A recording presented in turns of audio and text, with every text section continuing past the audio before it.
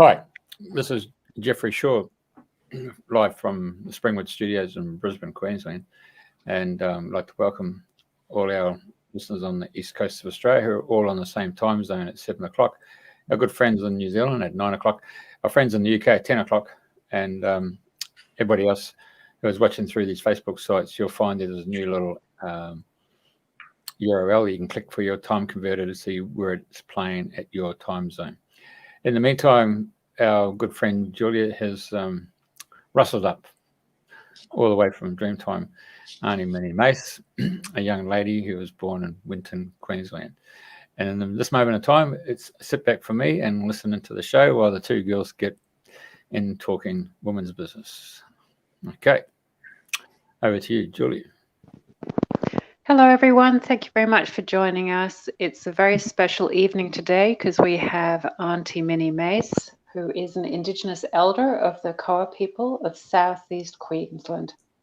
A cultural educator, Minnie shares stories about the Dreamtime and the first people's arrival here eons ago. So we've called the show The Kiss of the Ancestors with Auntie Minnie Mace. So welcome, Auntie Minnie. Thank you. Thank you very much, Julie. Right. A lot of people who live overseas may know about Winton because that's where they have a lot of the fossilized dinosaur trails. There's a canyon where a lot of dinosaurs and other animals stampeded down and got bogged down, met their death. And now if you want, you can go to this great bush place and there is a museum with dinosaur bones that you can, as a volunteer, you can unscrape earth from them, and they're quite interesting. But that's all I know about Winton. But I'm hoping, Auntie Minnie, that you can tell us a little more about your mother's people. I just came back from Winton actually a couple of days ago, and I've been going out there for about 15 years working with the dinosaur people, and they are just amazing. The stage 3 will be open in the next few weeks, and myself and some of my friends are driving out there for the big gala ball because they've just completed the 3rd stage, and the 3rd stage included taking, I don't know how many tons of rocks, but they've taken it up to the top of a jump up, which is, for those that don't know what a jump up is, I didn't till I went out there. It looks like a mini Uluru, but it's not as high as Uluru, and the Dinosaur Museum is up on the top of that. So they've taken up probably 100 tons of rock from down in a creek bed with the dinosaur footprints in it and put it together. Took a couple of years to put together like a jigsaw puzzle, and that is going to be opened in the next few weeks. That 3rd stage. Dave Elliott and his wife Judy Elliott and their 2 sons have been working up there for. He used to have Dave Elliott used to have a shop in the township of Winton, a shop window with dinosaur relics and things, but it outgrew that shop window, and hence we have the museum today that is up there. Mm. And your mother's people obviously predated the dinosaur shop by a lot of, and the butterfly dreaming, I understand, is this story. Oh, most definitely. But as the furthest date back that I've come to through 50 years of studying this, is that universe, it's 26,640 years is one cycle for this planet, and we came here 5 cycles ago, and that was relayed from a fellow called John Green. He was the first white man into Queensland in the early 1800s, and he was a pastoralist, and he used to travel a lot for pastoral lands for his grazing, and he actually was initiated into a tribe back in 1840, him and his son, and in Tales of a Warrior, which was put out by his great-grandson of his, he published his diaries, he kept day-to-day diaries, and he put it out that in the initiation, we came here 5 cycles ago. So I figure if you multiply a 26,640-year cycle, then that's when our ancestors arrived here from a place called Madanjilungamad, which is in the 5th dimension, down here to the 3rd dimension. We came in a whirlwind or a vortex in spirit. So that'd be... And then we just lost a connection there for about 30 seconds. And we start at the beginning, finish. Where, towards the end? I think you're just about to talk about how your ancestors after the white fellow came from dreaming. Yeah, and then it was from the 5th dimension. Yeah, and it hadn't even got to that stage, yeah. Oh, I hadn't got to that stage. Right, okay, I'll try and wing it. Well, we came from Madanjilungamad, which is in the 5th dimension, and we came in a whirlwind, and that would have been about 150,000 years ago, according to our stories and the cycles of the planet. And we came here 5 cycles ago. You know the yin and yang, right? The white, the dark teardrop, that's a universal cycle. And the dark side was 13,320 years, was universe breathing out, right? They think we come from a Big Bang theory. But in 1948, at the beginning of the age of Aquarius, the universe stopped breathing out. It's been shunting. And then on the 21st of December, it started its inward flow. So, and so one cycle is one breath out, one breath in. Girls, there's an internet connection somewhere along the line there that's dropping us out. Right. So you start with the whirlies, and you came in, all that stuff, and then it disappeared. Oh, okay. Am I talking too softly, do you think? No. It's just something with the internet connection. Yeah. Yeah, I've heard all of it, but obviously if it's not coming through on the radio station. But I think Auntie Minnie Mace was saying that that it's kind of like a yin and yang, and that the Earth has been shunting. Well, I'm not quite sure what the shunting means. Well, the yin and yang is a black side and then comes into the white side. The black side was universe breathing out. It stopped in 1948 and it started inward flow on the 22nd of December. The year just passed. It'll be coming towards us. But astrologers won't announce this for at least another 10 years when they see the stars are getting closer instead of moving out from attached to the Bang Theory. So that's okay. So 21st December last year, that was when everybody, a lot of people went down to Uluru, both in 21st December last year and in January as well. Yes, I was there. Was that connected? Yes, I was there. Yeah, that's when it started coming back towards us. And we're moving into perfection. We've come out of chaos for the last 13,000 years, and now we're moving towards perfection. 13,000 years from now, we will reach perfection. Perfection is stagnation, and then it goes back to chaos again. And we came here 5 cycles ago. That's 5 breaths out and 5 breaths in, which would come to about 150,000 years ago. I was explaining this because, we haven't put a date on when we came from the dreaming. And that's my belief when we arrived here on Earth. And in our dreaming stories, Yahai, she was the spirit of the sun, and she came among our people in the 5th dimension called Madanjilungamad. She came amongst them and she had a sistrum in her hand. And when she shook the sistrum, it sent a wave of restlessness through our people.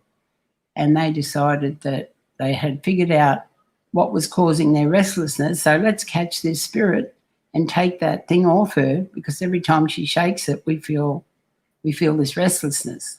So let's take it off her and go back to our peace and harmony. So they chased her all over the heavens and they pretended to chase something else, and her curiosity got the better of her and she chased them, and they outsmarted her and caught her, and she guided our ancestors down to this level of Tyre.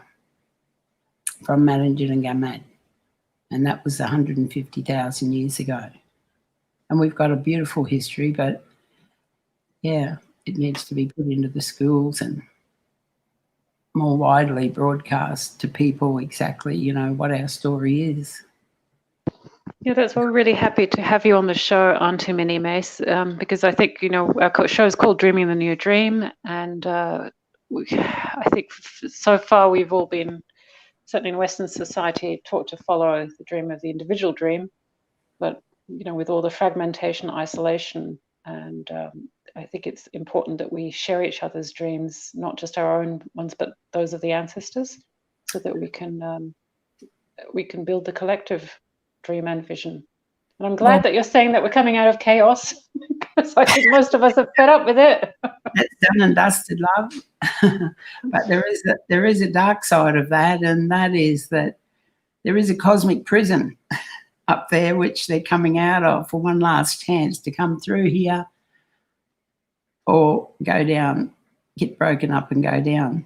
So that's up in the Pleiades, the Seven Sisters, that cosmic prison. You know, in talking... A prison, P-R-I-S-M or P-R-I-S-O-N? O-N. Prison. Okay, so who's they? Why, and who's coming out of a cosmic prison in the Pleiades? Well, they misuse their influence or power or whatever here and created misery for people. And so they were put up there. When I talk about this to people, I always lead with have you ever met a reincarnated street sweeper or bus driver or window washer? And no, they're all reincarnated kings and queens and high priestesses and high priests, I said, and they possibly are, because they created misery for people here and they're up there paying penance, and they're coming back through this level, the third dimension of Taya, for one last chance to build up their spiritual strength so they can penetrate the lower heavens on our eternal journey. Okay? This is the third step on the ladder towards reaching the gates to other universes and, yeah, gaining knowledge as we go and spiritual strength. And that third step, that's you're referring to the people who've come out of the cosmic prison. Is that everybody on Earth at the moment, or is just some the ones that are creating chaos, or how does it interact with us? I was just talking to my best friend here this afternoon. I said there's 10% new life coming through, 15% are on the recycle wheel. I'm hoping I'm on the recycle. I didn't get a far enough run up the last time I was here, and not from the cosmic prison, because 75% here on this planet are coming from up there. And my mentor and teacher, before he passed over into the dreaming 16 years ago, he said to me that it will take 300 years for that prison to be emptied up there. So I've asked for a job on the gates when I leave here. If I don't catch them here, I'll wait for them up there. Tell us more about your mentor, please. My mentor, 5 years after he passed, he was being acknowledged by a lot of Egyptologists as the world's leading Egyptologist. They didn't believe him while he was alive, but he left 10 books and gave me legal copyright to them, which were in the process of getting ready for publication. And his best friend over in Egypt was Daya Abagazi. She was a woman who was Directress General of the Museum of Antiquities, and she has all these writings, and she put them in the museum over there because she was a woman in a field of, you know, predominantly male archaeologists and so forth, and she put them in there so that for the future generations, because they're all stuck on, you know, it goes back a lot further in Egypt, but they only, over there, the Egyptologists only go back about 12,000 years now. A few years ago, it was about 8,000 years. And if you read your Bible properly, it says in there that Adam and Eve were born 4,112 BC, you know, which is about 7,000 years ago. And they're finding skeletons of people that go back thousands and thousands of years before that. You know, if I was to give you the whole story, you would have to put me on a program which went for about 6 hours to give you a really good overview. So, it sounds like you've really researched and investigated that a lot.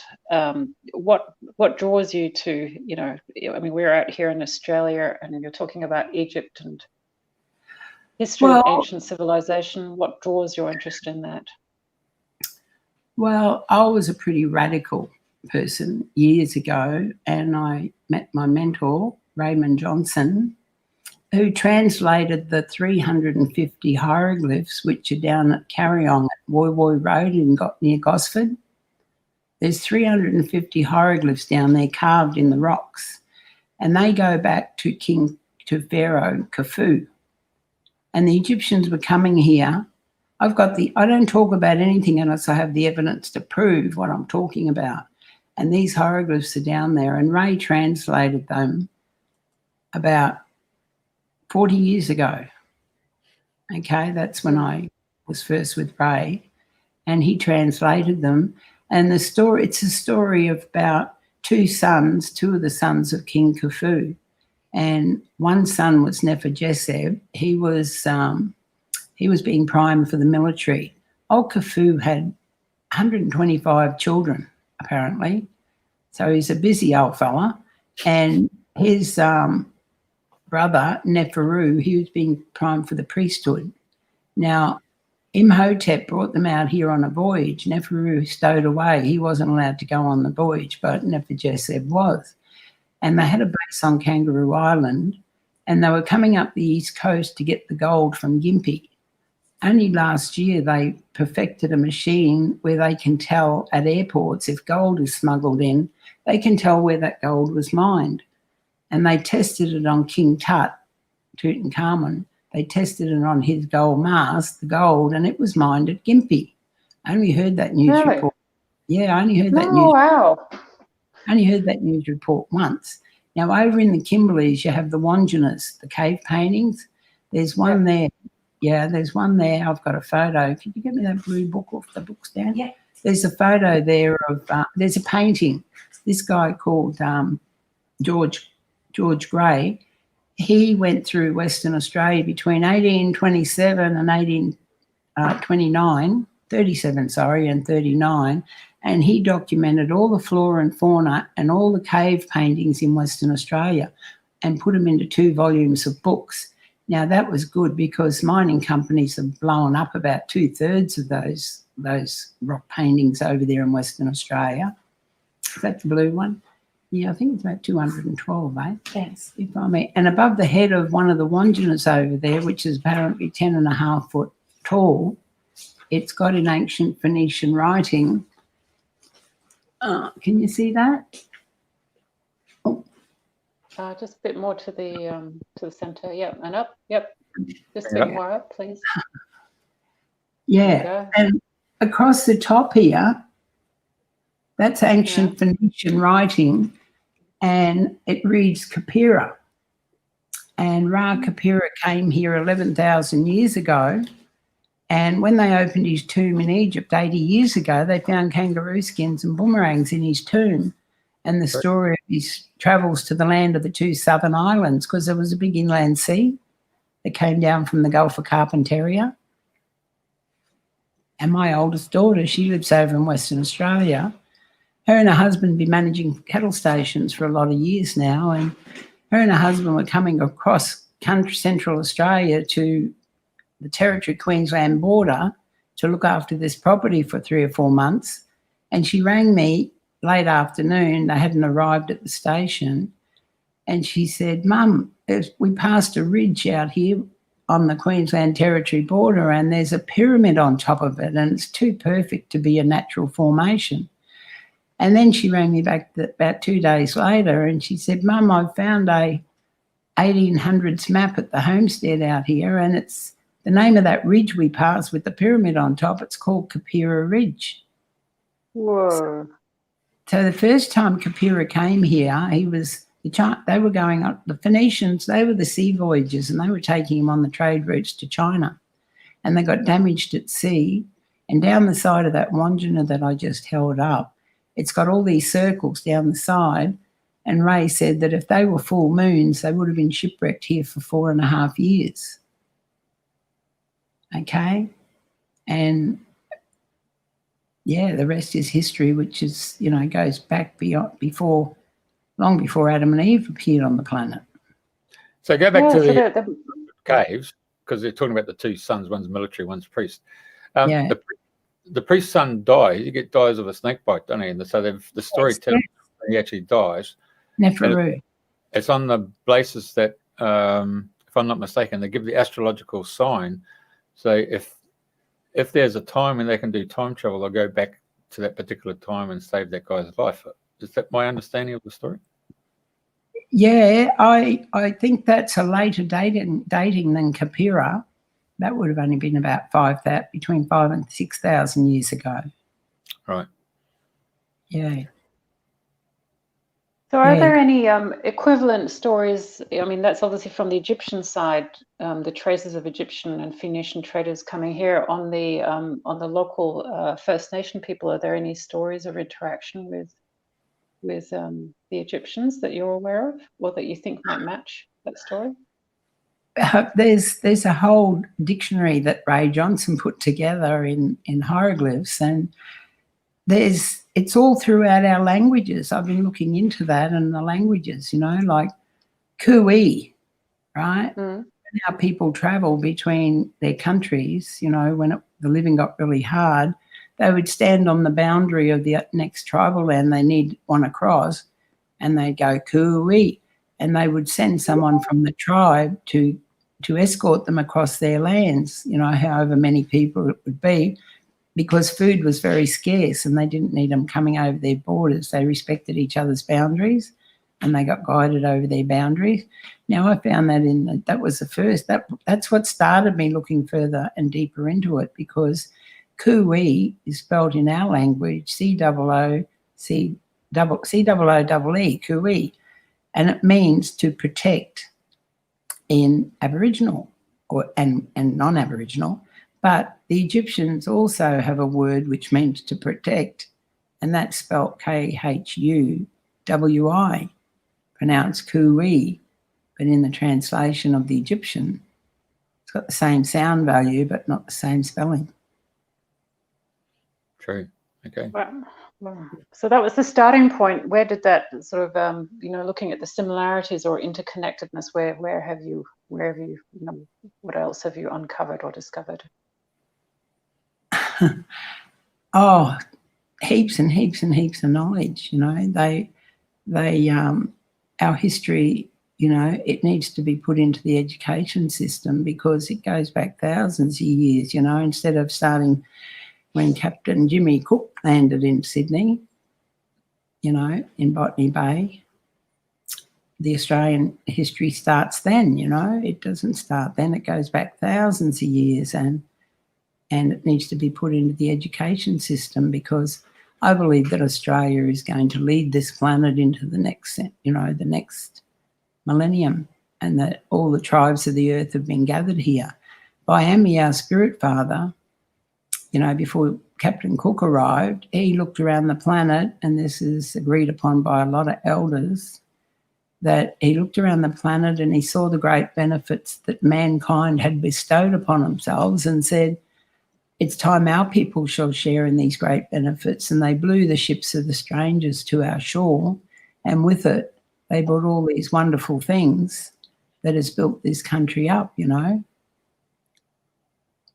And if we ever get this reconciliation thing right, with all the different peoples around the planet and nations all coming from this country, you know, it'll be a pretty nice place to be in the new world that's coming.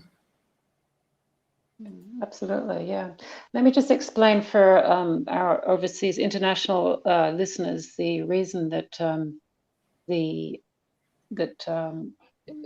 mentioned Captain Cook, and the fact that the Indigenous were here before is because when the British took over, they declared Australia as being terra nullius, which means earth that was not, land that was not populated at that point in time. And as we're hearing from Auntie Minnie Mace, it was not just populated, but they were already trading and building, and they had a long history way before that. So that premise on which the British took over the country was incorrect, and that needs to be recognised in children's schools. Is that right? Yeah. Sorry, they're very distracting, the questions coming up on the screen. All right. Yeah, we should say hi to Leanne and Elizabeth and Helen and Chris. Leanne Phillips. What was her? I just got the beginning and it dropped out before I read it all. But yeah, she said there's not enough hours in the day to listen to what Auntie Minnie's got to talk about. Yeah, she's a wonderful lady. She's on a board of directors for an Aboriginal organisation in the Glasshouse Mountains called Nungina. And she is the mother of our 5 brothers, 5 spirit fathers, who are, Biami is the leader. His name means high up. Anyway, that's his title, high up or overall.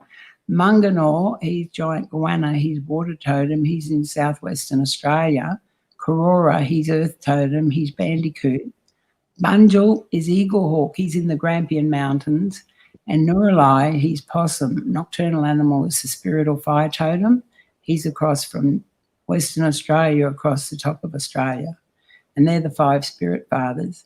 And their parents stayed in the spirit world, Nungina and Napeli. And it's a beautiful, beautiful story, the Dreamtime stories that give me more peace in my heart and pride of my Aboriginality, because,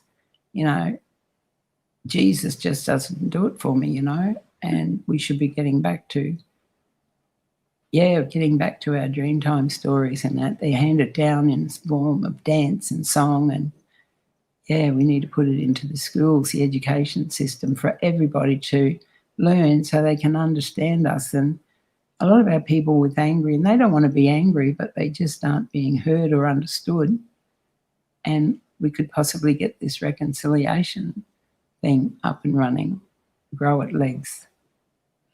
So at the beginning of you talked about reincarnation, the recycling and all that stuff.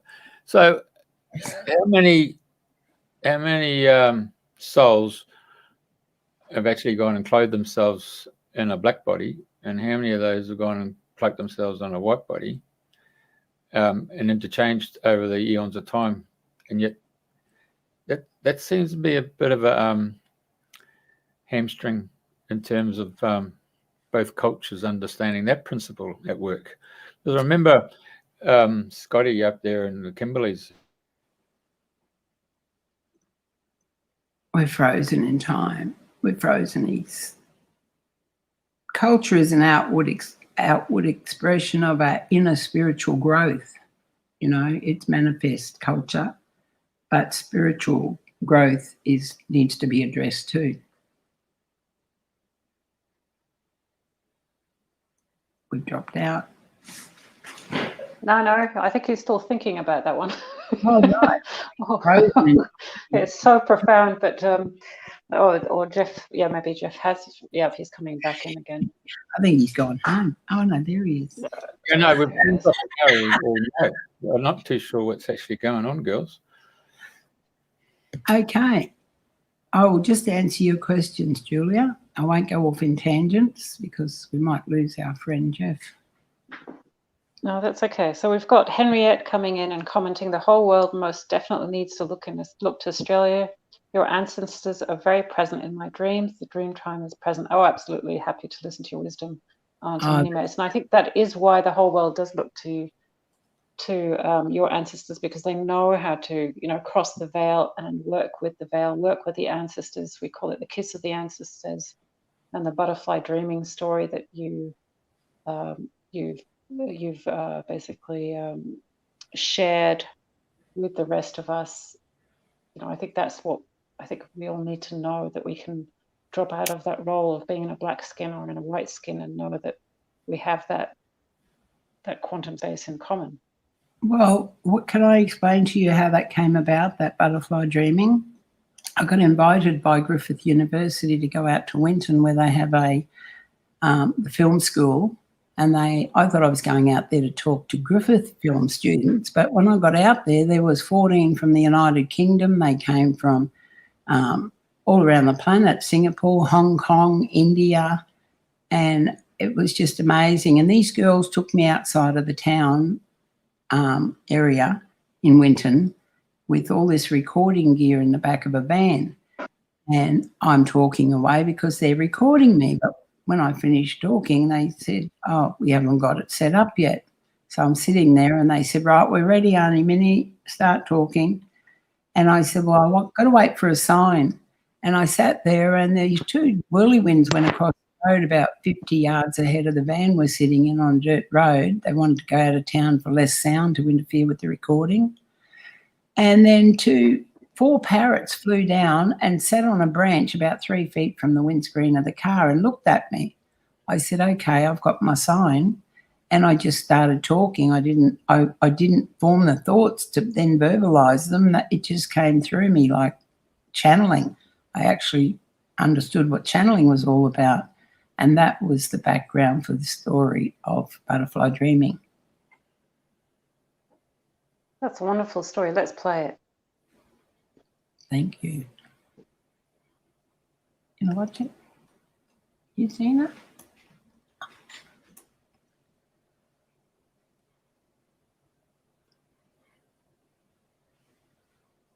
They're going? Oh. Oh, okay. It's going up. Sorry. Oh, it might be doing an advert first. No. Not doing the ad. No, hang on a sec. I'm not too sure what happened there because. Hey? I think it changed.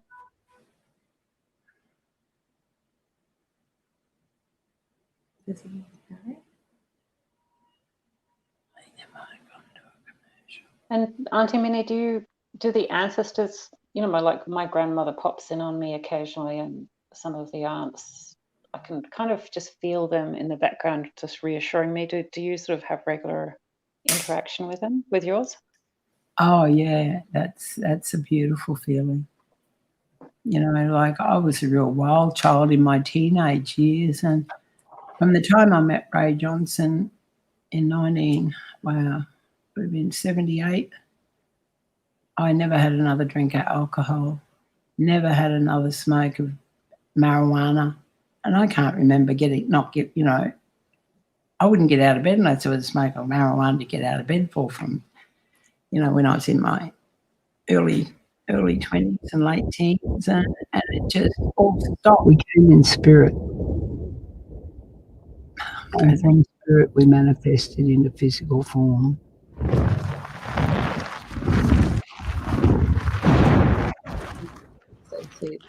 That's one word per beat, which has never been heard before.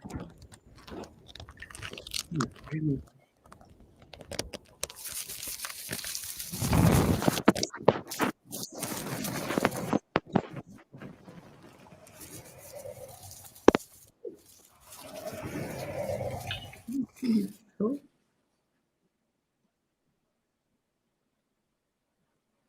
Oh, there's having issues. It has to be his connection because you and Julia haven't dropped.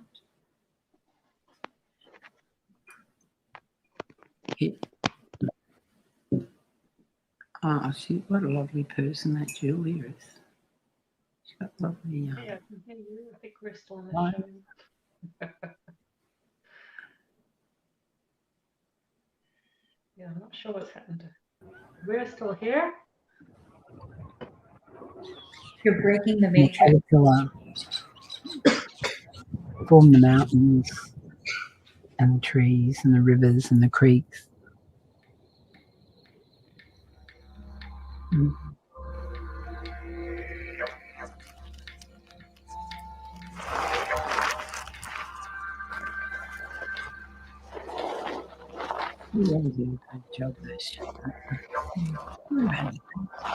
And after his journey,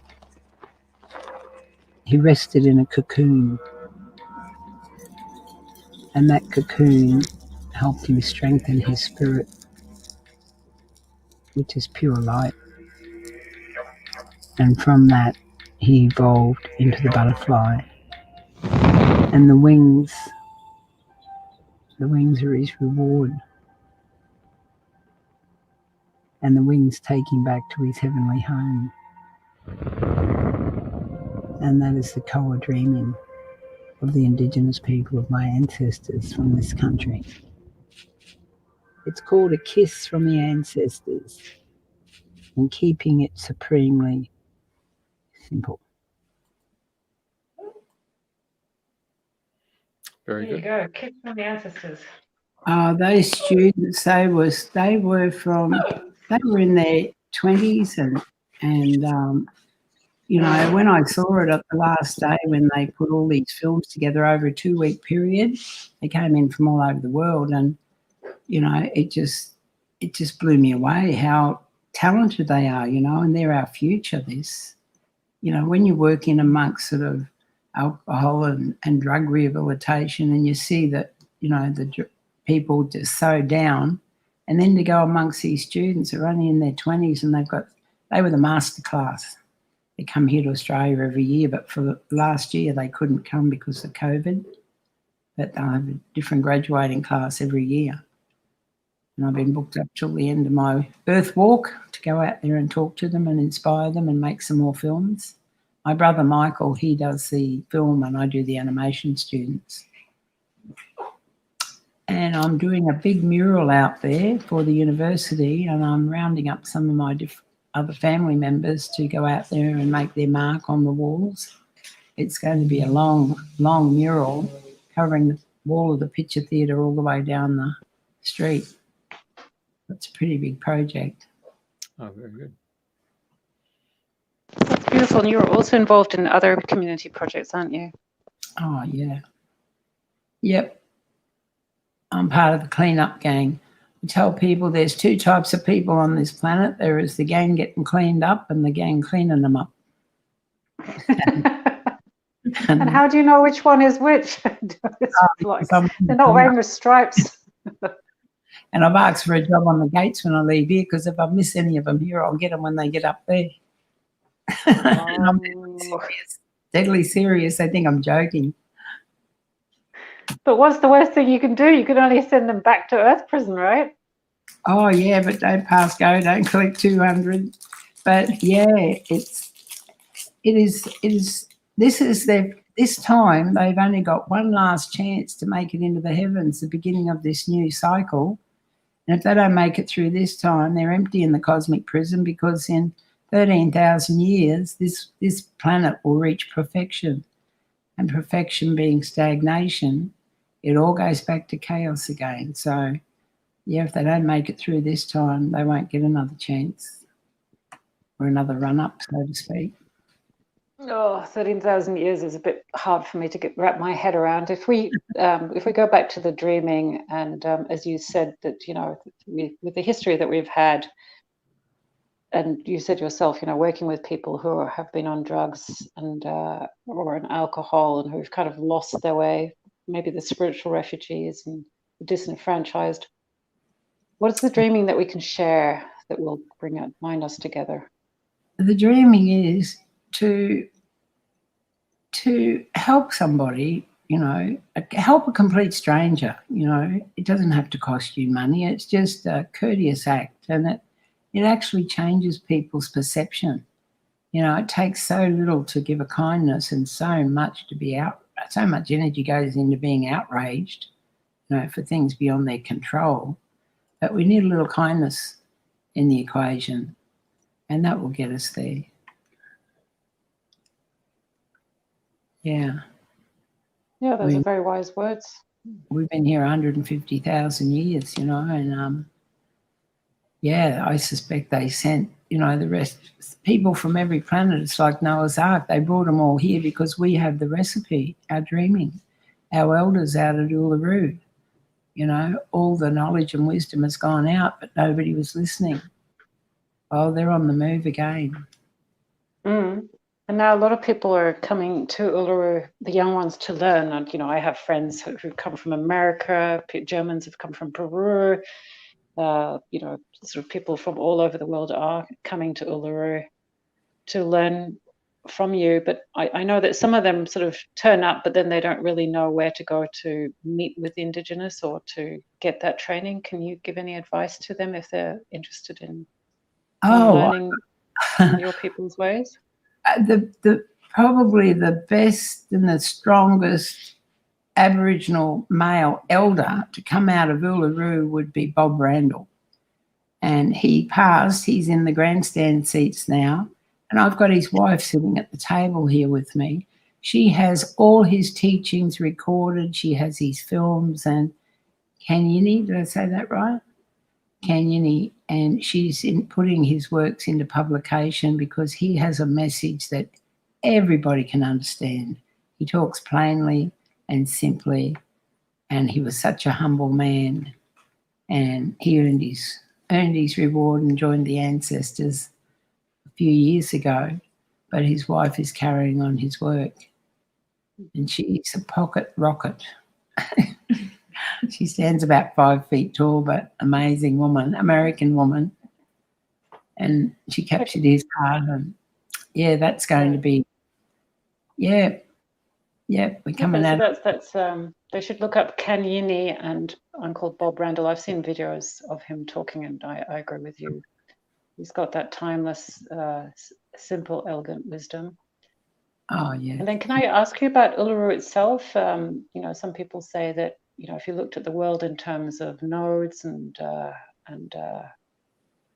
important earth crossings and things like, does Uluru itself, in your Dreamtime stories, what is its role? Oh, it's a portal. There's a portal there. I had a Swami here a couple of months ago rather. He stays in communication. He got stuck here with COVID. And he was telling me the story of one of their spiritual leaders from hundreds of years ago that they've been out to Uluru a few times over the years, and he's in that portal out there at Uluru. And they have photos of him. And songlines, okay, this planet has a harmonic grid, and we call them songlines. The white tribes called them ley lines. The red tribes called them dragon lines. And they make up the harmonic grid that circles this planet. And the whales follow those song lines, and the birds as well. And it moves, and it's moving. And, from Uluru to Mount Biawar up in the Glasshouse Mountains, and our spirit father, Byami, the story of the glass house is that Byami lived on top of Mount Biawar. He was the leader of the four brothers, and Beniwa, high upper over all, was his title. And there's a song line directly from Uluru to Mount Biawar in the glass house. And when the 21st of December, there was over 100 people gathered at Mount Biawar because they were in direct connection to Uluru on the song line. You know, our people sent messages on song lines the way we send messages on the telephone today. Oh. But Mountain Bear was for women's business, isn't it? Yeah, that's women's business. That is Mount Biawar. But Mount Tibragargan, which should have been called Gibrakargan, because the men, they gathered over at the Gibrakargan. Gibra was flying possum. Kargan was the claw marks on the trees. And the men gathered over there when they came for their triannual Bunyinut festival. They called it Bonyi.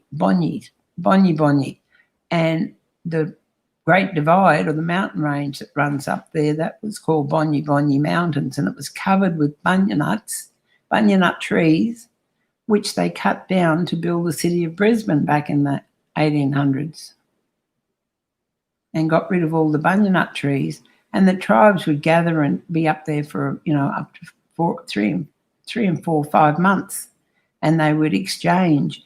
The black palm wood from the north made the best spears, the strongest wood, and they would bring, things from the different areas where you couldn't access it, until they were up on the mountains and had that big exchange and feasted on the bunya nuts. And so Mount Biwa, that was Biami's home up there. He lived with his two wives, Biraganulu and Kananbila.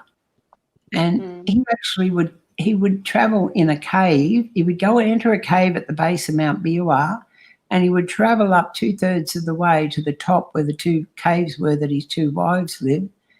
And he would come out near the top from walking up the middle of the mountain, and it was a short walk to the caves. Now, I used to sit up there. There's a women's side up there, Indigenous. And I used to think, how on earth would he walk up inside his mountain, because a fire stick to see where he's going would only smoke himself out. And then I went out with a friend of mine out the other side of Ipswich, took some kids for a swim, and he's full blood. And he came back with these two rocks, and he was showing the kids how one rock was quartz crystal, another was a brownstone, and he showed these kids rubbing them together. That quartz crystal rock lit up like a light bulb. And the first person to climb Mount Biwa back in the 1800s, they talk about finding over 100 quartz crystal rocks in one of the caves up there. And I thought, so that's how he did it. He, had that quartz crystal rock, and they were found up there in the 1800s. And he had his own light bulbs to find his way. Pretty clever, hey? And he had to go underground because the other missus would have got cross. Well, it was easy to walk up in the middle of the mountain and climb up the outside and probably fall off the mountain, He had It's a very steep mountain. That's right. And she's the mother mountain, and she's pregnant. And the legend goes that she's still pregnant, for it takes many, many years to give birth to a mountain. So it does. I think the New Zealanders have actually worked out how long it takes because even rocks have their life cycles. I was reading it down in Uluru, and it was just amazing. But coming back to Uluru, you were in Uluru around 21st December itself, and you said it's a portal. Where does it lead to? What was your experience? What personal experiences? If you aren't shy.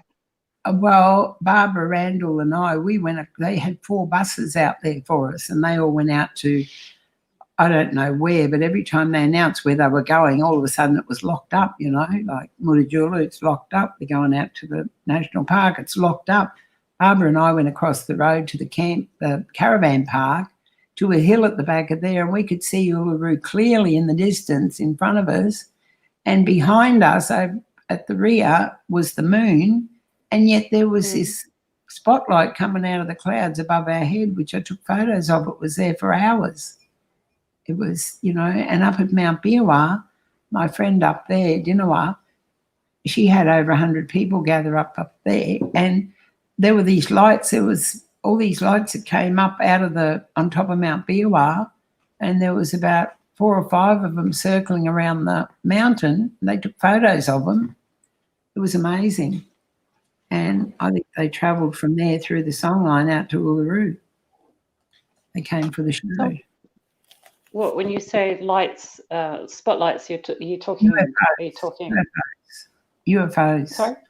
UFOs. I think that's what I thought you said. And which planet do you reckon they would be from? Did they identify? Did they fly a flag and go, "Oh, we're from this one"?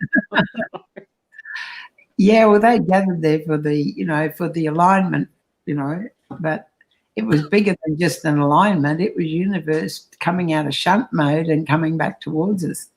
And when they do realise this, they're all going to freak out, because they'll think the world's coming to an end, but it's not, because in 13,000 it'll stop and then it'll breathe out again. But the scientists haven't caught up with the Egyptian knowledge. And, there's a new wave coming, a new wave of knowledge.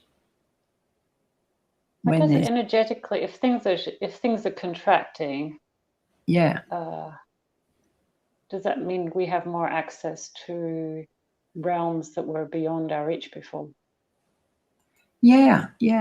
Indigenous people, and especially those that live out in traditional way a lot, they just laugh all the time at how crazy that people are, you know. They have the knowledge and its simplicity, and yet they don't understand it, you know. And if, you know, they listen to our elders, you know, the ones that I grew up learning from, it's a whole other world, you know. It's just so, it's so basic and it's so logical and it's so enlightening. You know, academia just, it gives me a headache, you know, trying to penetrate some of their knowledge they're putting together. They, as far as I'm concerned, they're farting in splendid isolation. And it doesn't go out, you know, it's not a shared knowledge. Yeah, knowledge needs to be shared, and I think the one thing that I keep on coming back to is that you know, when I was a child, my mother would sing lullabies to me, and when I had my daughters, I would start singing exactly the same lullabies to them. And I met a friend, and he actually was hypnotized in order to remember the lullaby that his grandmother used to sing to him, and she was Welsh. But he couldn't remember the words because it was in Welsh and it was quite complicated. So he actually got hypnotized to remember it, and then he wrote the whole thing down. Wow, and tracked it down, and it turned out to be the family history. That's beautiful. Which bloodline was linked to which bloodline, what they'd done, etc. When I think of, you know, the Dreamtime stories, I kind of think that that's probably also the lullabies that are being passed on, so that people don't forget, generations don't forget that knowledge will one day unlock, and everyone will understand what it stands for. Because they kept it supremely simple, you know. It's kids today, it's like video games and all of that kind of thing. And, you know, a lot of my friends, they won't let their children, you know, near those sort of things. And, yeah, those children have got more contentment within them than kids that are on these you know, computer games and all that sort of thing. It's, yeah, growing up in the 50s and 60s, it gave me a wonderful grounding. You know, I got no regrets of anything I haven't done by the time I leave here. I've had a beautiful lot of teachers on the way through, aunts and elders, and because in my early years it was children are seen and not heard. Yes, it was, yeah. When that was the case, then you learnt more, you know. But must be the abyss up there in the Pleiades opening, and all those people down here that are kings and queens and they're not happy, not satisfied, coming through again, but they've got to get one last chance. It's been wonderful talking to you two. We haven't got much longer. Is there something specific that you've always wanted to know about or would like to know about? Jeff from the audience, now is your time. All right. No, I'm good. Throughout the whole night, we've had dropouts. Yeah. And our speeds have been quite amazing. Like we're 180 megabytes per second. But for some unknown reason... It's our friends upstairs. Yeah, I'm getting the impression that's what's actually happened. But because it normally just runs as perfect. Right then, so you're currently living in Queensland. You're currently living on the Sunshine Coast at Bribie Island. You do go out and teach around southeast Queensland, and obviously you go out to Winton, and obviously you've been doing the pilgrimage out to Uluru. So on your Facebook site, it's really more personal rather than as a business page. But how would people find out where you'd be teaching or doing a workshop or welcome to country? How would they find that out? I received a letter about 20 years ago. It had Minnie Mace, Bribie Island, Australia, and I received that letter. You know, where I live on Bribie Island, it's on the ocean side. there was 9,000 people when I came here. Today there's 35,000 people, and they've got it capped at 69,000 people. So if somebody wanted to find me, all they have to do is ask any of the business people at the shopping centre down the street, where can I find Minnie? And they will point out my house. It's a very small place. That's why you've constantly got visitors. That's Yeah, but I think the ancestors sort them out before they come over the bridge, actually. I've been going into schools, high schools. I've taken all the high schools around here, all the state schools. I've been taking them on cultural tours around the Glasshouse Mountains, 3 or 4 bus loads. I've been doing that for over 35 years. I even took a fellow called Cryon, came from America. He channels the Cryon, and I took 4 bus loads with him around the Glasshouse Mountains, and when we got up to the top of looking down on the glass house, he threw me in the deep end, gave me the microphone and said, you talk for 5 minutes, and then he disappeared outside, didn't come back. And I was still talking, waiting for him, waving the microphone at him, and he'd just give me a sign to, keep talking, keep talking. And one woman asked me, she said, Minnie, do you and your people, do you still eat your traditional food? I wanted to say something, sarcastic, but I couldn't. I said, of course we do, love. We still eat our traditional food, especially between pension days when money runs out. Yeah, that was pretty interesting. Yeah, because I mean, you've lived not just in Queensland. You've gone down to Sydney. You've done, you've actually moved in the artistic circles and worked in the big smoke, as you say it. And worked in a bar and a nightclub and everything. You've had a very colourful life and been around the block quite a bit, haven't you? Yeah, and I'm still surviving. What's that old saying? Only the good die young. I've probably lived 120. That's it. That's great. Well, thank you very much, Auntie Minnie, for coming on the show. I think if you're listening from internationally, Jeff has put up Auntie Minnie Mace's Facebook site, so you could message her through there. I don't go on Facebook very often these days, not as much as I used to, probably once or twice a month, but I check them regularly. And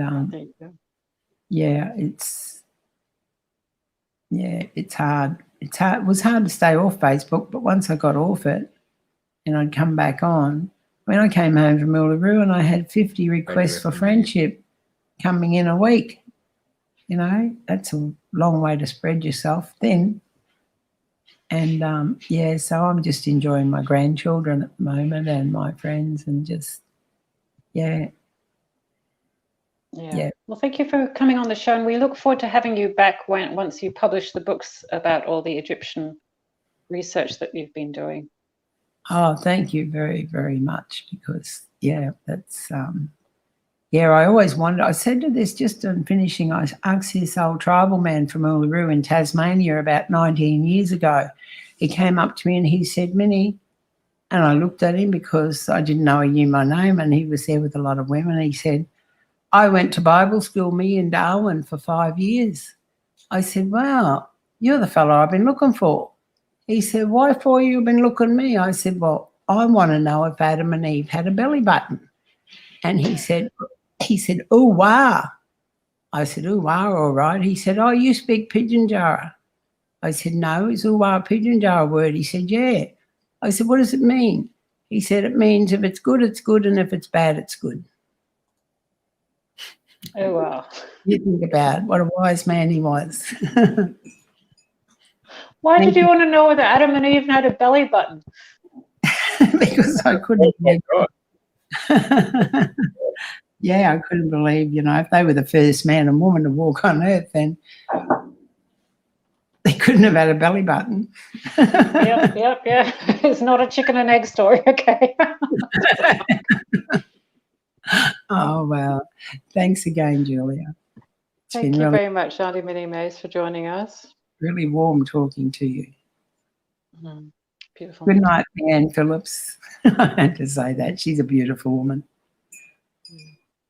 She does a lot And for thank you to our, yeah, great. And thank you to all our other listeners, Barbara and Henriette, Tammy, Elizabeth, Helen, Krista, and all the listeners who will be coming onto the show in the future. Let's dream the dream together and get out of this prison. Wow, yeah. I'd like to hear your theories down the road. Good night. It's like that song, isn't it? Last train out of Sydney, isn't it? Thanks very much, Jeff. You're a very patient man. You'd have to be in that job, hey? Oh, and it's just, can't believe how the NBN is playing up at such high speeds. Hey, next week we've got a really interesting Aussie, and he reads flowers. Wow. Tell me more. Yeah. Flower people, flower power. That was in the 60s, flower power.